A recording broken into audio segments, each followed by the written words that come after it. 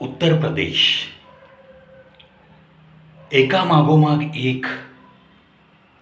एका ट्रकमधील 300 गॅस सिलेंडरचा स्फोट. पहा मित्रांनो, नुकताच वक्फ बिल सत्ताधारी पक्ष आणि त्याचे मित्र पक्ष 288 असे मतदान झाले वक्फ बिलाच्या बाजूने, आणि विरुद्ध बाजूने सुद्धा 232. म्हणजे आपल्या या वक्फ बिलाला विरोध करणाऱ्यांमध्ये नक्की कोण कोण होतं हे आता सर्व जनतेलाही कळलंय. आणि त्यानंतर वक्फ बिल जेव्हा बोर्डावर घेतलं गेलं चर्चेसाठी, तेव्हा एका मुस्लिम आमदारांनी अगर वक्फ बिल मंजूर हो गया तो बस देश में धमाके हो जाएंगे, ही त्याची धमकी होती. आणि त्याच दिवशी, ज्या दिवशी ही चर्चा सुरू होती, त्याच दिवशी अशा एखाद्या सिलेंडरनी खचाखच भरलेल्या त्या ट्रकमध्ये आग काय लागते चेंबरमध्ये, आणि धडाधड 300 गॅस सिलेंडर एकामागोमाग एक फुटतात, आगीचे लोळ पसरतात, आणि त्यामध्ये मग 6 ते 8 माणसं दगावली, असा आजचं रिपोर्टिंग आहे. कदाचित ही संख्या वाढू शकते, 1-2 घरं पण कोलॅप्स झाली असंही आलंय, त्यामध्ये सुद्धा वाढ होऊ शकते. आता हा गॅस सिलेंडरचा स्फोट नक्की त्या ट्रकच्या चेंबरमध्ये आधी आग लागली आणि मग ती पेटली, आणि मग धडाधड सगळे सिलेंडर उडायला सुरुवात झाली. मग ती आग नक्की चेंबरमध्ये कशामुळं लागली? Now it is the part of investigation. याच पार्श्वभूमीवर आज हे जेव्हा मी ऐकलं, पाहिलं, वाचलं पेपरमध्ये, आज नेमकं मला कॅश अँड कॅरी करायला सिलेंडर आणायला जावं लागलं. थोडीशी भागमभाग झाली. डिलिव्हरीसाठी व्हॅन बाहेर पडली होती, आणि ऑफिसला जाऊन माझा मोबाईल नंबर सांगून यथोचितरित्या मी त्यांना रिक्वेस्ट केली की आज मला मिळाला तर बरं होईल, आणि मग त्या व्हॅनवाल्याला फोन केला. आता ती व्हॅन अशा एरियामध्ये पोहोचली होती, that area is non as Hanuman Nagar, from Pune. गेलो त्याचा माग काढत काढत, तेव्हा पाहिलं ही बातमी आत्ताची उत्तर प्रदेशमधली 300 सिलेंडरचा स्फोट झालेली मनावर कोरली गेली होती. ते विचार मनात घोळत होते, आणि पाहिलं तर ती व्हॅन ज्या ठिकाणी थांबली होती तिथे तो व्हॅनचा ड्रायव्हर प्लस सिलेंडर डिलिव्हरी करून देणारा तोच व्यक्ती, म्हणजे एकच व्यक्ती त्या गॅस एजन्सीने नेमलेला दिसला. थोडंसं थांबावं लागलं, कारण तो आतल्या कॉलनीमध्ये सिलेंडर द्यायला गेला होता. त्या रोडवर तसा पाहिला तर इंटेरियर रोड आहे, तशी पाहिली तर अतिशय लोअर मिडल क्लास वस्ती तिथे दिसली. म्हणजेच रोडवरती किंवा बंगल्याभोवती किंवा त्या कॉलनीमध्ये कुठेतरी एखाद दुसऱ्याकडे CCTV असू शकतो, रस्त्यावर CCTV नव्हते. आता ही UPची घटना, आणि हा सिलेंडर भरलेले काही रिकामे, अशी ती सिलेंडरची व्हॅन, कमीत कमी 30-35 सिलेंडर त्या व्हॅनमध्ये नक्की असतील भरलेले. माझ्या डोक्यात एक विचार येऊन गेला, चमकून गेला. अर्थात जे वैरी चिंतत नाही ते मन चिंते असं म्हणतात, त्याप्रमाणे सुद्धा असू शकतं हे. पण कधी कधी सूचक दृष्टांत म्हणून अशा घटना आपल्याला नक्कीच घेतल्या, आणि त्याच्या विरुद्ध जर आपण काही व्यवस्था केली तर नक्की आपण अशा संभाव्य घटनांपासून होणारी हानी टाळू शकतो. मनात विचार आला की हा व्यक्ती गाडी सोडतोय, भरलेले सिलेंडर आहेत आतमध्ये, तो रस्त्याच्या कडेला लावतोय, आणि तो आतमध्ये कॉलनीत जवळपास 100 पावलं चालून तो गॅस सिलेंडरची डिलिव्हरी करून येईपर्यंत तो सिलेंडर द्यायचा, पैसे घ्यायचे, रिकामा सिलेंडर घेऊन यायचा. It will take at least 10 to 15 minutes per delivery. अगदी जाहीर आहे. मग एवढ्याच वेळामध्ये त्या ट्रकमध्ये जर काही घातपात करणाऱ्या माणसांनी काही केलं तर तो वर्दळीचा, लोअर मिडल क्लास वस्तीचा तो छोटासा रस्ता, म्हणजे ही व्हॅन जिथे उभी होती तिथून मोठ्या मुश्किलने एक कार पास होत होती. इतका छोटा रस्ता बाकी राहत होता. चालणाऱ्यांना साईडला उभं राहावं लागत होतं.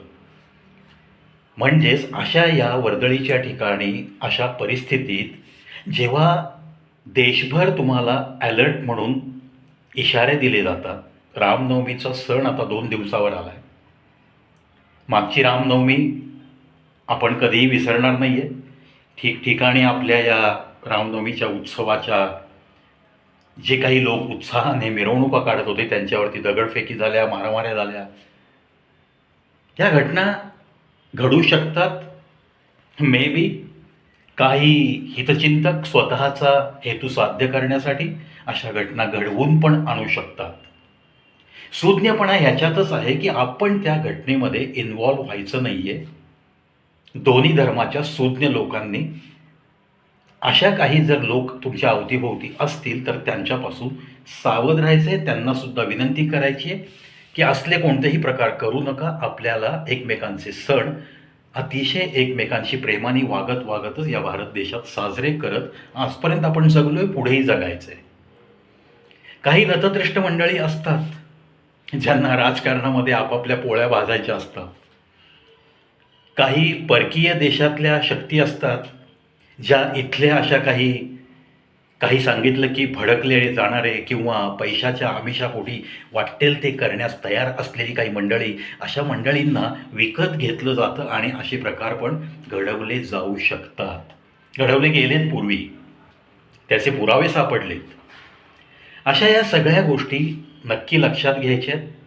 सण कोणाचेही असू देत, कोणत्याही धर्मियांचे असू देत, भले डिसेंबरचा ख्रिसमस असो, आत्ता हिंदू लोकांची रामनवमी असो, हनुमान जयंती असो, किंवा आमचा कुंभमेळा असो, किंवा मुस्लिम लोकांची रमजान ईदचा महिना असो, पुन्हा हिंदू लोकांचा श्रावण महिन्यातले सगळे उपवास, मंदिरात जाणं, उत्सव असो, ह्या प्रत्येकाच्या धर्मश्रद्धेला प्रत्येकाने थोडंसं सन्मानपूर्वक बघणं आणि आत्मीयतेने त्यांच्या उत्सवांकडे बघणं, हे जोपर्यंत आपण शिकत नाही तोपर्यंत या अपप्रवृत्ती असाच आपल्यातल्या काही मंडळींचा गैरफायदा उचलण्यास उत्सुक असतात.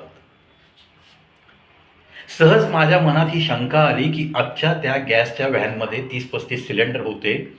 जर त्या रस्त्याने जाता जाता एखाद्याच्या लक्षात आलं आणि घातपात करणारी मंडळी तिथपर्यंत मोटरसायकलवर पोहोचली आणि त्यांना जे करायचे ते वॉच ठेवून तो एखादा भरलेला सिलेंडर घेऊन त्या व्हॅनपासून दूर गेला. तो गेल्यानंतर त्या व्हॅनजवळ ॲक्च्युली अजून एक व्यक्ती हवी आहे. ती गॅस एजन्सीच्या मालकाचं हे कर्तव्य बनतं. मला असं म्हणायचं आहे की सामाजिक सुरक्षेच्या दृष्टिकोनातून तुम्ही अजून एखाद्या माणसाला त्या सिलेंडरची डिलिव्हरी देणाऱ्या ड्रायव्हरबरोबर पाठवणं योग्य होईल. जो ड्रायव्हिंग करतो त्याला सिलेंडरची डिलिव्हरी द्यायला न लावता डिलिव्हरी बॉय हा दुसरा नेमा, म्हणजेच तुमच्या गॅस सिलेंडरची पण सुरक्षा राहील आणि अवतीभोवती असलेल्या वस्तीला पण तुम्ही सुरक्षा प्रदान करता याद्वारे. जाता जाता UPमध्ये ही जी घटना घडली आहे, उत्तर प्रदेशमध्ये 300 सिलेंडर एकामागोमाग एक फुटतात. आपण माणसं हतबल होऊन बघत बसतो, काहीही करू शकत नाही आपण अशा वेळेस. जे काही फायर ब्रिगेडचे तिथे नंतर गाड्या आल्या वगैरे, तो प्रयत्न झाला, तो प्रयत्न नक्की प्रशासन करत असतं. पण असे जेव्हा गॅस सिलेंडर किंवा पेट्रोलियमच्या एखाद्या प्लॅन्टला आगी लागतात तेव्हा त्या विझवण्याकरता खूप मोठं मास्टरी स्किल लागतं.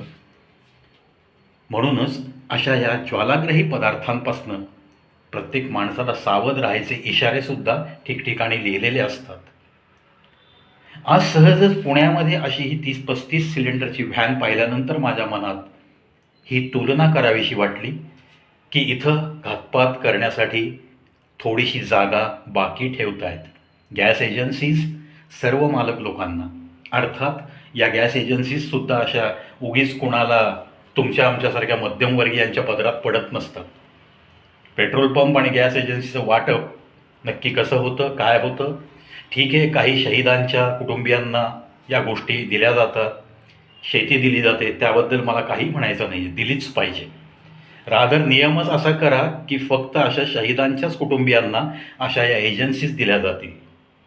पण वास्तवात तुमच्या राजकारण्यांच्या बऱ्याचशा या गॅस एजन्सीज आहेत, जे अगदी सक्रिय राजकारणात असतात.